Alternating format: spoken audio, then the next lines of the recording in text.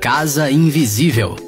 Você sonhava em ter uma casa na árvore na infância? Ou até chegou a construir algo do tipo? Os criadores do complexo hoteleiro sueco Tree Hotel foram além e construíram várias casinhas confortáveis em árvores, nas quais as pessoas podem se hospedar como num hotel comum. A mais interessante delas é provavelmente o cubo espelhado. Este esconderijo impressionante se encontra no meio de um bosque e está camuflado por paredes espelhadas que refletem completamente tudo o que está ao redor. I'm right here, detective. As árvores, as nuvens, toda a paisagem ao redor é refletida em todas as faces do cubo, fazendo com que ele fique praticamente imperceptível. Se você já está preocupado com os passarinhos que podem acabar feridos por colidir com este edifício invisível, temos boas notícias. Este hotel está cercado por uma película infravermelha que somente os pássaros enxergam. Enquanto isso, para os humanos, as paredes do cubo se mantêm completamente espelhadas. Para chegar nessa casa é preciso atravessar uma ponte suspensa feita de cordas. Este hotel único no mundo oferece aos seus hóspedes uma cama de casal, um pequeno banheiro e uma varanda no telhado. O interior do cubo espelhado é feito em compensado de bétula, com 6 janelas nas laterais que garantem que os hóspedes tenham uma vista incrível, ou seja, é a versão perfeita de uma casa na árvore para adultos. Mas se de repente você ficar entediado de observar os pássaros e esquilos, sempre é possível conectar-se à rede Wi-Fi disponível. Casa no meio do rio.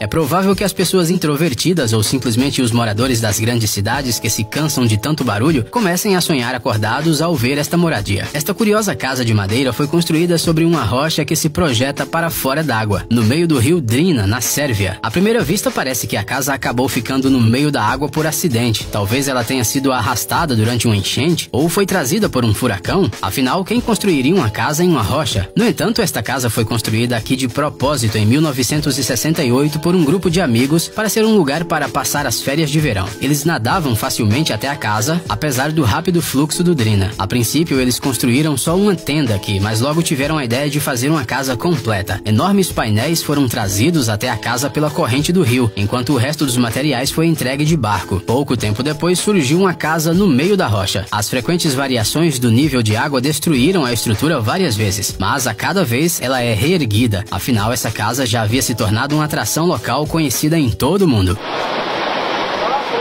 E tudo porque, em 2012, a casa no Drina foi fotografada por Irene Becker. A foto foi publicada no site da National Geographic como o melhor registro fotográfico de agosto daquele ano. E desde então esse lugar se tornou muito popular entre os turistas. Casa no telhado.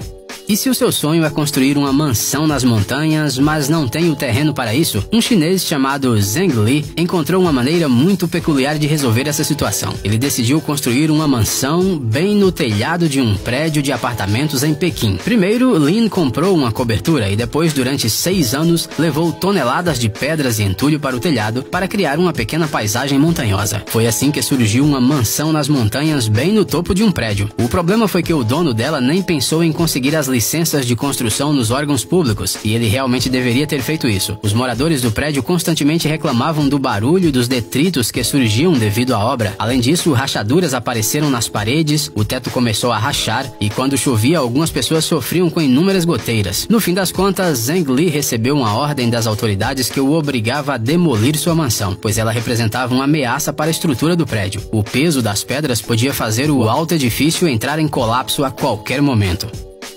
Casas subterrâneas. A maior parte da população da Austrália vive no litoral, perto da água e das árvores. Mas existem algumas pessoas dispostas a se estabelecer no deserto. Lá é insuportavelmente quente, tem tempestades de areia e não há uma sombra sequer. Como é possível viver em tais condições? A população da cidade de Coober Pedy, famosa pela mineração de opala, sabe exatamente a resposta. Há mais de um século, os habitantes locais constroem casas subterrâneas. Dessa maneira, eles conseguem manter a temperatura das casas em cerca de 22 graus Celsius sem precisar de ar-condicionado. Hoje em dia, obviamente, as tecnologias modernas já permitem que sejam construídas casas normais na cidade. No entanto, muitos moradores ainda preferem as casas cavernas, e isso não é pela tradição. Bem, não só por isso. Essa casa com 3 quartos, sala de estar, cozinha e banheiro pode ser escavada em uma encosta por um preço semelhante à de uma casa na superfície, mas os seus proprietários não precisarão gastar com ar-condicionado. Depois que a cidade se tornou popular entre os turistas, surgiram por aqui até mesmo hotéis subterrâneos com todas as comodidades. Casa na água. Quando um casal de artistas canadenses percebeu que nunca conseguiria ganhar dinheiro com sua arte para comprar uma propriedade, eles decidiram agir e construí-la com suas próprias mãos. O resultado foi uma casa insular única rodeada por um jardim. A casa-ilha, criada por Catherine King e Wayne Adams, recebeu o nome de Freedom Cove. Ela está localizada em um lago na província canadense de British Columbia. Um passeio de barco até a cidade mais próxima leva 45 minutos. O Wayne se orgulha não só de ter construído tudo sozinho, ele fez isso só com uma serra e um martelo, sem usar ferramentas elétricas. A construção começou no início dos anos 90 e agora conta com 12 plataformas flutuantes, conectadas umas às outras, cômodos de cores chamativas para morar e armazenar coisas, um jardim, uma oficina, esculturas, uma galeria de arte e até uma pista de dança. Além disso, há um farol aqui que também serve de chuveiro, porque o casal aproveita cada metro da ilha artificial da melhor maneira possível. A Ilha da Liberdade é um exemplo ideal de vida verde. Os proprietários das casas reciclam todo o lixo, cultivam os alimentos necessários em estufas e também pescam. Eles tomam água de uma cachoeira na praia no verão e da neve e da chuva durante a estação fria. A energia é fornecida por painéis solares. Aldeia Hobbit. Encontramos outro exemplo legal de uma habitação ecológica e muito incomum no país de Gales. O casal Jasmine e Simon Dale criaram uma verdadeira casa Hobbit. A ideia inicial era fazer uma casa ecológica. Esta casa original de dar inveja a qualquer um foi construída em apenas alguns meses.